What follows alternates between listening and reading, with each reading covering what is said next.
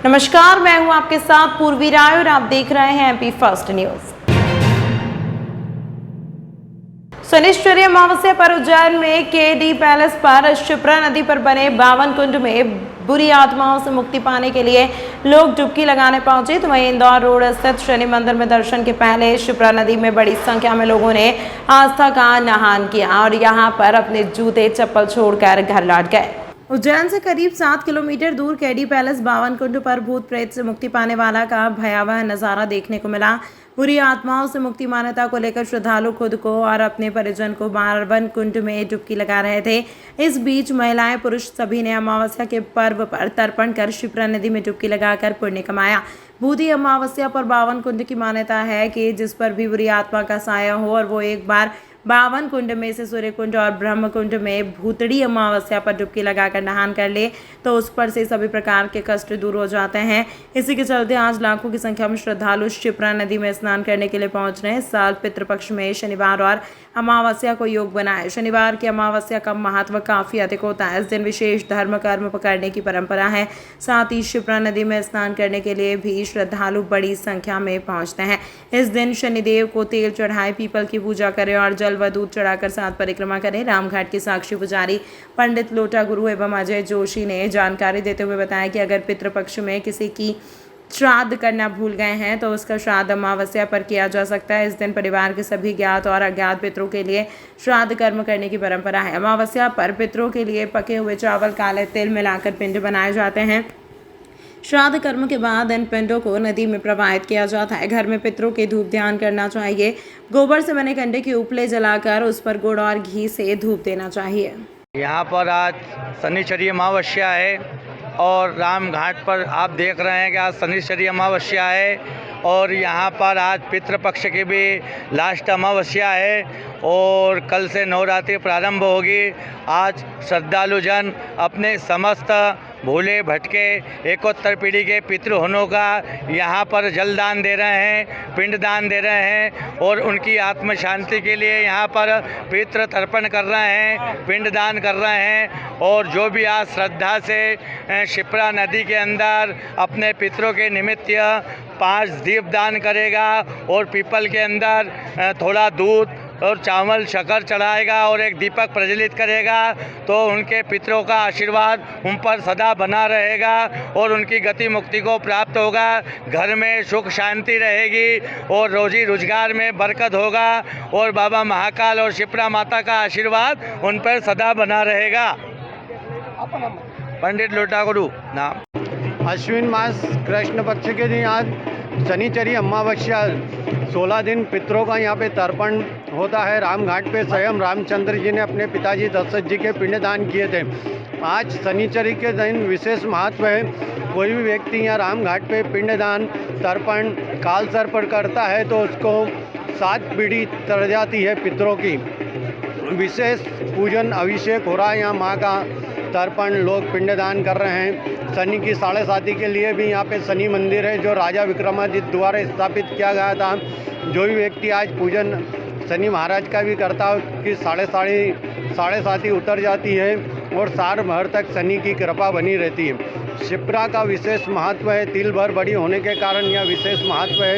लोग तर्पण पिंडदान कर रहे हैं और अन्नदान कर रहे हैं, वस्त्रदान कर रहे हैं। विशेष महत्व है। जो भी व्यक्ति 16 दिन तक तर्पण नहीं कर पाता आज के दिन करता है तो विशेष फल की प्राप्ति होती है। अपने पितरों को प्रत्यक्ष अप्रत्यक्ष रूप में यहाँ आशीर्वाद देते हैं उनके कुल के देवता। यहाँ सुबह ब्रह्म मुहूर्त से ही लोग स्नान कर रहे हैं और तर्पण कर रहे हैं, पिंडदान कर रहे हैं अपने पूर्वजों का। अजय जोशी कुंड वाला पंडा। उज्जैन जिला शिक्षा विभाग द्वारा विधानसभा चुनाव में मतदान करने के लिए लोगों को जागरूक करने के उद्देश्य शहर के करीब 50 स्कूलों के बच्चों की साइकिल रैली के माध्यम से मतदान जरूर करने का संदेश दिया। टावर चौक से शुरू हुई रैली का समापन दशहरा मैदान पर हुआ। टावर चौक से शुरू हुई रैली का समापन दशहरा मैदान पर हुआ। यहाँ पर कलेक्टर और एसपी भी अपने बंगले से साइकिल पर सवार होकर पहुंचे। शिक्षा विभाग के माध्यम से विधानसभा चुनाव में लोगों की मतदान के प्रति जागरूकता बढ़ाने के उद्देश्य से शनिवार को सुबह टावर चौक से दशहरा मैदान तक शहर के करीब 50 स्कूलों के विद्यार्थियों की साइकिल रैली निकाली गई। रैली का समापन दशहरा मैदान पर हुआ। यहाँ पर कलेक्टर कुमार पुरुषोत्तम, एसपी सचिन शर्मा, नगर निगम आयुक्त रोशन कुमार सिंह भी अपने बंगले से साइकिल पर सवार होकर पहुंचे। कलेक्टर कुमार पुरुषोत्तम ने विभिन्न स्कूलों के विद्यार्थियों को शपथ दिलाई गई कि वहां मतदान के लिए सभी अपने परिवार, रिश्तेदार, बड़े भाई बहन सभी को मतदान करने के लिए प्रेरित करेंगे। कार्यक्रम में जिला शिक्षा अधिकारी आनंद शर्मा, जिला परियोजना समन्वयक अशोक त्रिपाठी, एडीपीसी गिरीश तिवारी, बीआरसी शहर संजय शर्मा सहित अधिकारी मौजूद थे। लोकतंत्र के इस महापर्व में साइकिल रैली का आयोजन इसलिए किया गया कि जन जागरूकता हो कि वोटिंग का अधिकार है। 5 साल बैठकर सरकार को कोसना और वोट देने नहीं जाना, ऐसे आदमी को कोसने का कोई हक नहीं है।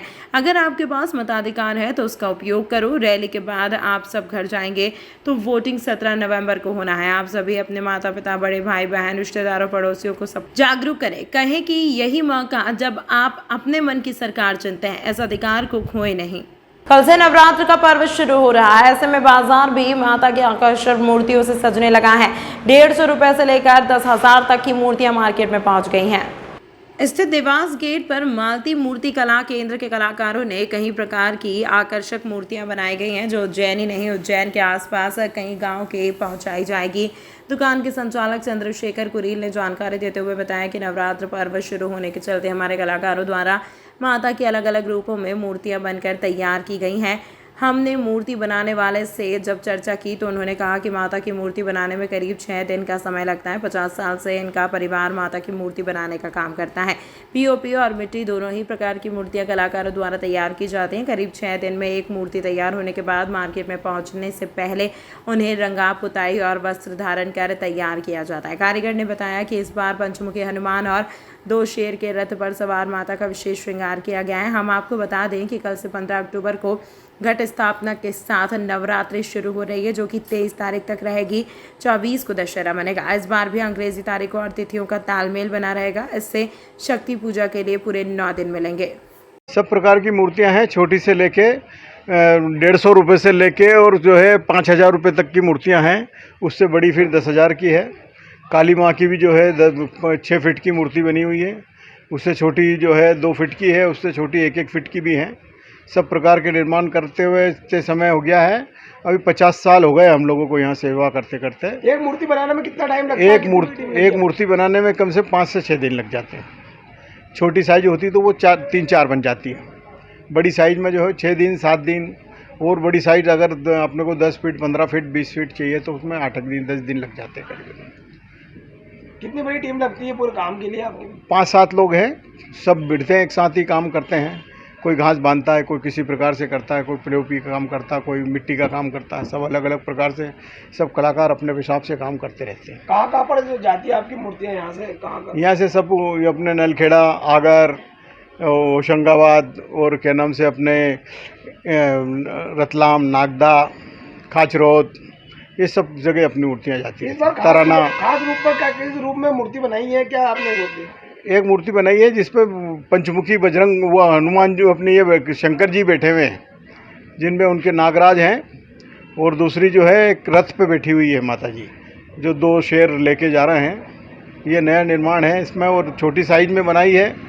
जो एक तो जो है 2 फीट के है और दूसरी जो है 18 इंच की। किस काई से बनाते हैं मूर्तियाँ? किस प्रकार से? पीओपी और मिट्टी दोनों की बनाते हैं। जैसा होता है गांव में जाने के लिए पीओपी की ठीक रहती है, शहर में मिट्टियों की बिठाते ही हैं लोग। मिट्टी का भी निर्माण होता है और पीओपी का भी होता है। क्या नाम है आपका? चंद्रशेखर कुरील। उज्जैन विधानसभा चुनाव की घोषणा के साथ आदर्श आचार संहिता लागू हो चुकी है। अब नियमों का पालन कराने के लिए प्रशासनिक अमला भी सड़क पर आ गया है। शनिवार को आरटीओ विभाग ने 4 पहिया वाहनों में लगी राजनीतिक, सामाजिक व पद वाली नेम प्लेट निकाल कर जब्त करने के साथ ही चालान भी बनाए हैं। आरटीओ की कार्यवाही के कारण कई वाहन चालक दूर से देखने के बाद भाग निकले। कलेक्टर व निर्वाचन अधिकारी ने आचार संहिता लागू होने के बाद प्रशासनिक अधिकारियों को आचार संहिता का पालन करने के निर्देश दिए थे। इसके बाद आचार संहिता के उल्लंघन के मामलों को लेकर कार्यवाही भी शुरू हो गई है। आरटीओ संतोष कुमार मालवीय ने बताया कि आज शनिवार को भी इंदिरा नगर चौराहे पर वाहनों की चेकिंग की गई। वाहनों पर सांसद, विधायक, सामाजिक संगठन व राजनीतिक पद लिखी नए प्लेट के साथ ही हूटर निकालकर वाहन के दस्तावेज, लाइसेंस चेक किए। कागज नहीं होने पर वाहन चालकों एवं नंबर प्लेट नियमानुसार नहीं होने से वाहन चालकों के खिलाफ चालानी कार्रवाई की गई। आचार संहिता लगने के बाद जिले में संचालित अवैध वाहन और खासकर राजनीतिक पद लिखकर नेम प्लेट लगाकर रौब झाड़ने वाले वाहनों पर चालानी कार्रवाई की जाएगी। आरटीओ मालवीय ने कहा कि शहर में ऑटो, ई रिक्शा, मैजिक वाहनों की संख्या ज़्यादा है। अगर इन वाहनों पर किसी भी राजनीतिक पार्टी का फोटो, बैनर लगा है तो इसे तत्काल हटा लें। अगर चेकिंग के दौरान कार्रवाई हुई तो वाहन 2 महीने नहीं छूट सकेंगे। इसके अलावा जुर्माने की कार्रवाई अलग से होगी। शहर में चेकिंग अभियान जारी रहेगा। जैसे कि आचार संहिता लगी हुई है मध्य प्रदेश में, तो जितने भी अवैध संचालित वाहन हैं जो कि हमारे राजनीतिक पार्टियों का रसूख दिखाते हुए वाहनों का संचालन कर रहे हैं, एक प्रकार से विभिन्न राजनीतिक पार्टियों का प्रचार प्रसार ही कर रहे हैं, तो ऐसे वाहनों पर आचार संहिता का उल्लंघन करते हुए, मोटर यान के जो नियम हैं उनका उल्लंघन करते हुए पाए जा रहे हैं, उन वाहनों को हम जब्त कर रहे हैं, उन पर जुर्माने की कार्रवाई कर रहे हैं। कार्रवाई जारी रहेगी ये लगातार जब तक कि आचार संहिता है और समाप्त नहीं हो जाती, हम यदाकदा औचक निरीक्षण इस प्रकार का करते रहेंगे और जुर्माना करते रहेंगे। उज्जैन श्राद्ध पक्ष की अमावस्या पर आज आसाराम बापू के आश्रम में 300 से अधिक लोगों ने पिंडदान कर पितरों के मोक्ष की कामना की। आसाराम बापू भले ही जेल में बंद है, लेकिन उनके पद चिन्ह पर चलने वाले भक्त आज बापू के बताए हुए मार्गदर्शन पर चल रहे हैं। आसाराम बापू आश्रम के संचालक शिवा भाई ने जानकारी देते हुए बताया कि श्राद्ध पक्ष की अमावस्या होने के चलते 300 से अधिक बापू के अनुयायी मंगलनाथ रोड स्थित आश्रम पर पहुंचे और अपने पितरों की मोक्ष प्राप्ति के लिए पिंडदान किया। पंडित सच्चिदानंद जी ने कहा कि आसाराम बापू के अनुसार आज के दिन पिंडदान करने से पितरों को मोक्ष की प्राप्ति होती है। साथ ही उन्होंने यह भी बताया कि नवरात्र का पर्व काल से शुरू हो जाएगा। ऐसे में 9 दिनों तक माता की आराधना, उपवास, व्रत रख कर करने से माता रानी प्रसन्न होती हैं और सभी मनोकामना पूरी करती हैं। बाहर से आए श्रद्धालुओं ने बताया कि हर वर्ष हम बापू के आश्रम में पहुंचकर पिंडदान करते हैं, जिससे हमारे मन को भी अच्छा लगता है और पितरों को मोक्ष की प्राप्ति होती है। यहाँ पर विधि विधान से पंडित सच्चिदानंद जी द्वारा पिंडदान, तर्पण आदि कार्य करवाए जाते हैं। आए सभी श्रद्धालुओं को भोजन प्रसादी वितरण किया गया। और यहाँ प्रतिवर्षानुसार जो सर्वपितृ अमावस्या पे ये जो कार्यक्रम हो रहा है, श्राद्ध कर्म का कार्यक्रम, प्रतिवर्ष हम सभी उपस्थित होते हैं, आम जन भी उपस्थित होते हैं। और यहाँ पर हम तो प्रतिदिन आते हैं क्योंकि बापू के साधक हैं, गुरु शिष्य हैं और हमारे गुरु भाई सभी उपस्थित रहते हैं यहाँ पे। इसी प्रकार हम प्रत्येक रविवार को, प्रत्येक गुरुवार को भी हम यहाँ पर सत्संग होता है यहाँ पे और सेवा भावना सब जगह होती है। किस प्रकार की आपकी शांति मिलती है आने पर? यहाँ आध्यात्मिक शांति है। यहाँ पे जो गुरुदेव ने जो एक ब्रह्म ज्ञान जो सभी के हृदय में प्रकट किया है, जप वगैरह करते हैं यहाँ पे। सत्संग प्रति माह भी होता है, प्रति रविवार होता है और जो प्रतिदिन होते हैं संध्या के समय प्रतिदिन यहाँ पे सत्संग होता है। हम यहाँ पर किस प्रकार की पूजा की गई आपकी? आज यहाँ पे श्राद्ध कर्म जो एक हमारे हिंदू धर्म में एक सर्वोच्च जो भावना है कि आज सर्वपितृ अमावस्या में हम सभी हमारे पितरों का तर्पण करने के लिए उपस्थित होते हैं। वो अवंतिका नगरी, मंगलनाथ रोड आश्रम, यहाँ पर हम तीर्थ नगरी में उपस्थित हुए हैं। यहाँ पे मेरा हेमंत चौहान नाम। अभी हमें पवित्र पूज्य हमारे सदगुरुदेव भगवान श्री आसाराम जी बापू जी के दरबार पर सर्वपितृ अमावस्या पर्व पर हम ये श्राद्ध कार्य कर रहे हैं। सभी श्राद्धों हमारे गुरु भक्त सभी लोग आए हैं और इसमें हमारे पितरों से प्रसन्न होते हैं। पितरों को हम अपन तर्पण करते हैं, पिंडदान करते हैं, विश्वदेव का पूजन करते हैं, विष्णु भगवान का पूजन करते हैं। इतना हमारे सभी पितर प्रसन्न होते हैं, संतुष्टि होते हैं। और कल से हमारा नवरात्रि भी चालू हो जाएगा। तो इसी आधार पर हमारे गुरुदेव बताते हैं कि कल से नवरात्रि व्रत उपवास आदि करने से भी लाभ होता है, माता जी प्रसन्न होते हैं। तो आज के पवित्र अवसर पर हम ये पिंडदान संकल्प पितरों की संतुष्टि के लिए। कितने श्रद्धालु उज्जैन पे यहाँ पहुँचे हैं? श्रद्धालु 200 सभी श्रद्धालु के आसपास श्रद्धालु आए हैं और ये सभी पिंडदान तर्पण आदि कर रहे हैं। क्या नाम है आपका? सच्चिदानंद पुरोहित। जिला सहकारी केंद्रीय बैंक मर्यादित उज्जैन की बैंक शाखा घटिया के तहसील संचालित सेवा सहकारी समिति मर्यादित जितरखेड़ी का खाद गोदाम को जो खालू खेड़ी ग्राम के निकट बना हुआ है। शिकायत भारतीय किसान यूनियन के जिला अध्यक्ष भगवान सिंह राजपूत द्वारा खाद गोदाम की शिकायत की गई। जिला अध्यक्ष राजपूत ने जानकारी देते हुए बताया कि हम जब खाद गोदाम पर पहुंचे तो यहां पर कोई व्यवस्था नहीं दिखी। चारों तरफ कटी फटी बोरियां और बिखरा हुआ खाद, चूहों के बड़े बड़े बिल और कई क्विंटल मिट्टी जिसमें खाद मिला हुआ पाया गया। गोदाम के अंदर जान जोखिम में डालकर किसानों और संस्था कर्मचारियों को खाद की बोरियों को उठाते हुए देखा। ऐसे हालात में कभी भी कोई भी जहरीले जानवरों का शिकार हो सकता है। संस्था के कर्मचारी से जिला अध्यक्ष राजपूत ने कहा कि जिले के वरिष्ठ अधिकारियों की अनदेखी के परिणाम के फलस्वरूप गोदाम के यह हालात हुए हैं तथा हम गरीब कर्मचारियों को इसका खामियाजा उठाना पड़ता है।